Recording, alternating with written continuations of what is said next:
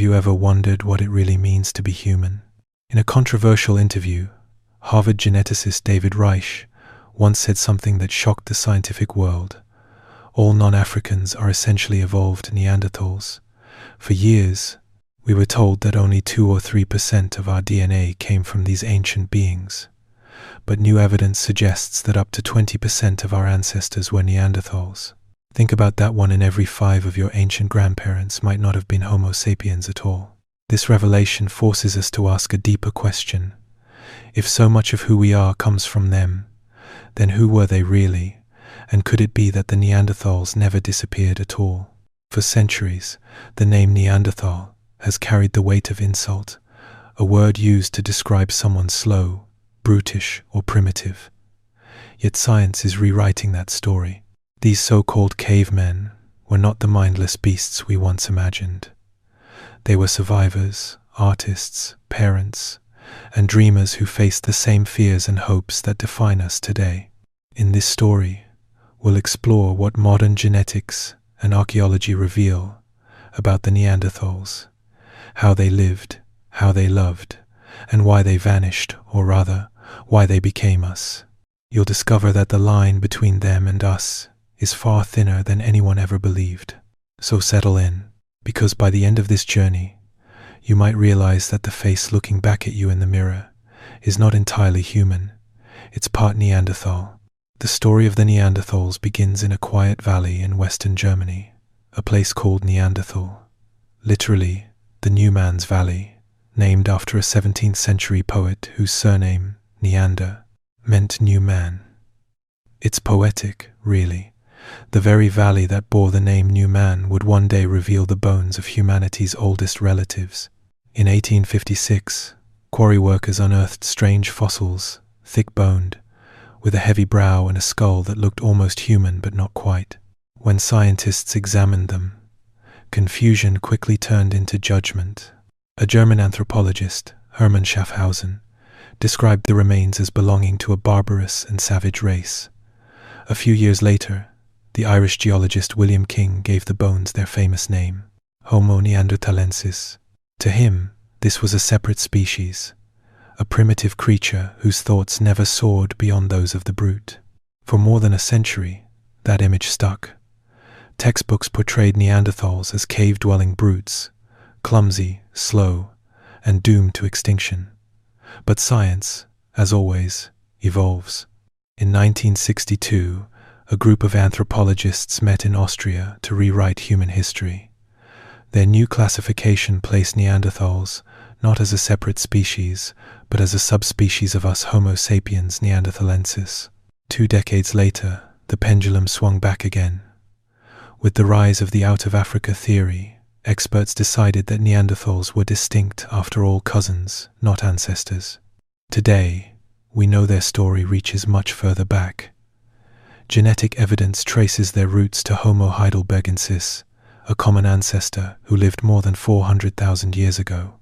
Neanderthals thrived across Europe, the Middle East, and even western Siberia, adapting to Ice Age forests and frozen plains. But their small, isolated groups carried very little genetic diversity, a fragile thread in the vast fabric of evolution. That fragile thread would soon meet its greatest test, as a new kind of human began walking out of Africa, carrying the spark that would forever change what it means to be us. When scientists first sequenced the Neanderthal genome in the early 2000s, they expected to find a sharp genetic divide, a clean break between them and us. Instead, they discovered something astonishing. Hidden deep within the code of every person of non-African descent was a trace, a whisper of another humanity. It wasn't just a sliver either. Around 2% of our DNA came from Neanderthals, but that's only the part we still carry today. Harvard geneticist David Reich explains it like this: if you're a person of non-African ancestry, as much as 10 to 20% of your ancestors, not your DNA, but the people who once lived and loved and passed on life to you, were Neanderthals. Over thousands of generations, natural selection trimmed away some of their genes, especially those that made survival harder in changing environments. But together, The scattered fragments that remain across all of humanity represent roughly 20% of the Neanderthal genome, preserved like pages of an ancient book, shared between billions of living people. And those pages still speak. Some influence our immune systems, helping early humans fight diseases in Europe and Asia. Others shaped our skin and hair, allowing us to adapt to colder, darker climates. Even today, a few of those ancient genes may affect how we sleep, how we process sunlight, and how our bodies respond to stress or infection. What's more, modern genetic maps show subtle differences across regions. People of East Asian descent often carry slightly more Neanderthal DNA than Europeans, perhaps from multiple waves of contact. Even some Africans, long believed to have none, carry faint echoes brought back through ancient migrations of modern humans who once left Africa and returned carrying Neanderthal genes. So the truth is both humbling and profound. We are not purely Homo sapiens. We are a mosaic, part modern human, part Neanderthal, woven together by time, survival, and the shared memory of an ancient world. For decades, scientists have debated a question that seems simple but isn't. What exactly defines a species? According to the traditional biological rule, two creatures belong to the same species only if they can mate and produce fertile offspring. By that measure, humans and Neanderthals should have been separate, different branches on the evolutionary tree, forever apart. But DNA tells a different story. When Homo sapiens first walked out of Africa around 60,000 years ago, they didn't find an empty world.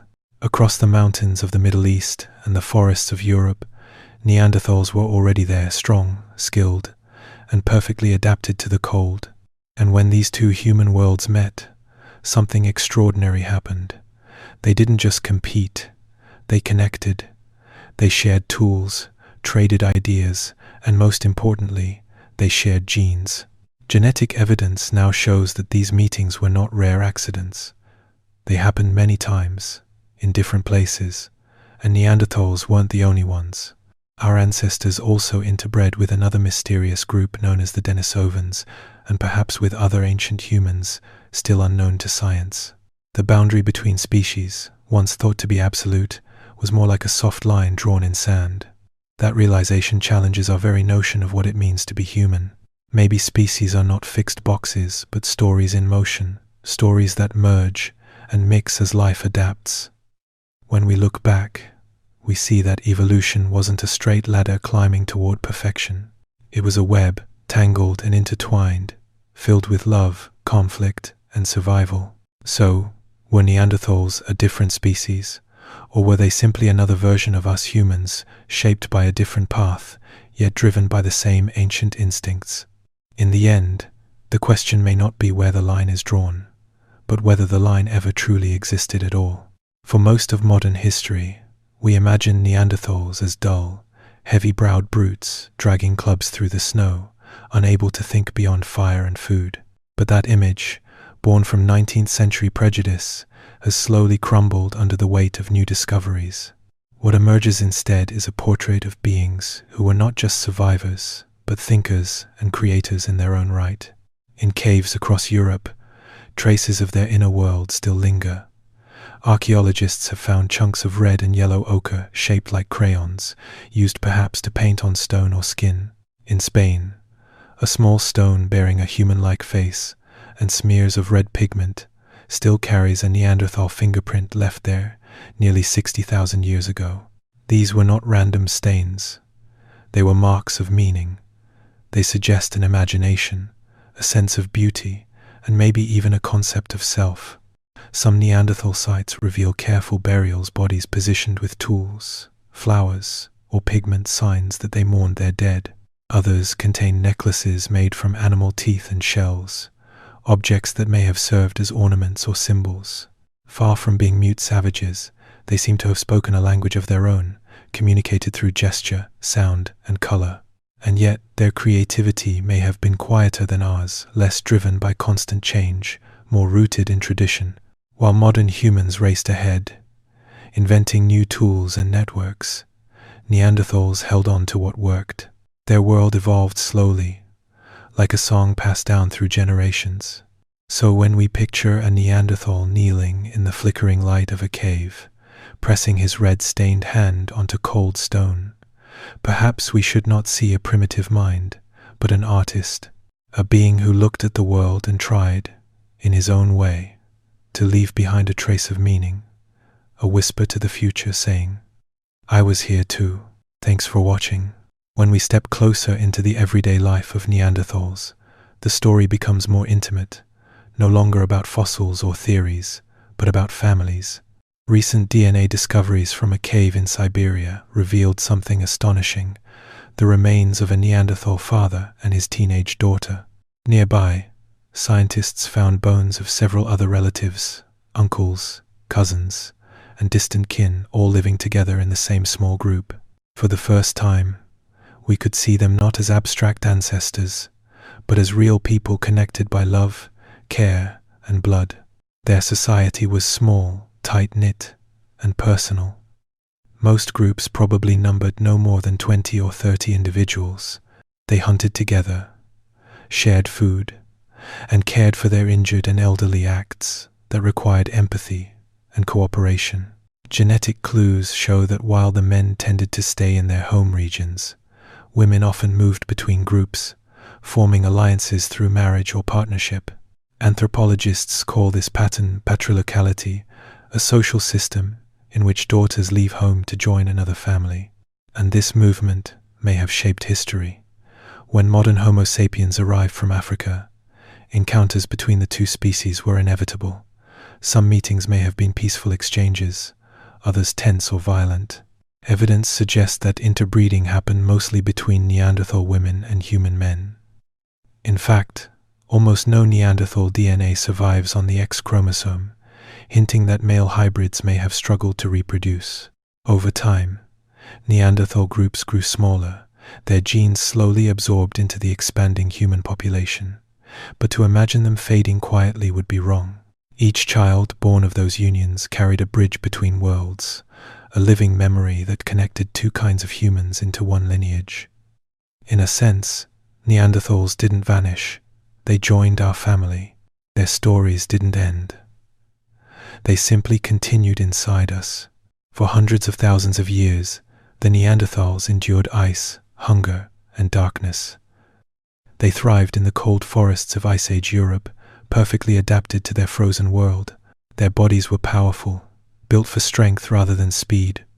Broad chests, strong limbs, long Achilles tendons suited for ambush hunting. In the dense forests, that was an advantage. But when the world changed, their bodies became a trap. Around 50,000 years ago, the great forests of northern Europe thinned into open tundra. Vast plains replaced the shelter of trees. The climate shifted violently. Food became scarce, and the hunting grounds they knew disappeared. Modern humans, lighter and more agile, began to arrive armed not just with tools, but with networks, art, and imagination. They could run farther, plan better, and share knowledge across groups. To a species as specialized as the Neanderthal, this new world demanded an adaptability they had never needed before. Still, extinction was not sudden. For thousands of years, Neanderthals and modern humans coexisted, even thrived side by side. But little by little, their numbers dwindled. Small, isolated populations fell victim to starvation, disease, or simple bad luck. Their low genetic diversity made recovery almost impossible. In the end, it wasn't one cataclysm that erased them, it was time and change. The Neanderthals didn't lose a war. They lost the race against a shifting planet and a faster evolving cousin. Yet, in that quiet disappearance, lies something deeply human. The reminder that survival often belongs not to the strongest, but to the most adaptable. Even though Neanderthals disappeared 40,000 years ago, traces of them still live quietly within us. In every heartbeat, in every strand of hair, in every immune response that keeps us alive, there is a whisper of their legacy. Scientists have found that certain genes inherited from Neanderthals help regulate how our skin reacts to sunlight, how our bodies fight infection, even how we respond to stress and temperature. Those ancient fragments, passed down through time, helped our ancestors survive the harsh climates of Ice Age Eurasia. But not all of their gifts are blessings. Some Neanderthal genes that once protected against ancient diseases now increase our risk of allergies, autoimmune disorders, or even depression.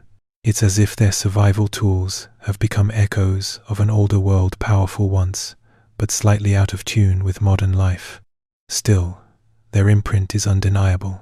Across billions of people, the scattered pieces of Neanderthal DNA together preserve almost 20% of their entire genome. In that sense, they never truly died out. Their story continues in our cells, our faces, and our instincts. So the next time you feel the chill of winter or find strength in hardship, remember you carry within you the endurance of those who faced the Ice Age and prevailed. The Neanderthals aren't gone. They are us, living on in ways both seen and unseen. In the end, the story of the Neanderthals is not one of extinction, it's a story of transformation. They didn't vanish into the cold darkness of prehistory. They became part of us. Their bones may have turned to dust, but their spirit, their strength, and their memories live quietly in every cell of our bodies. For generations, we called them primitive. We mocked them as less than human.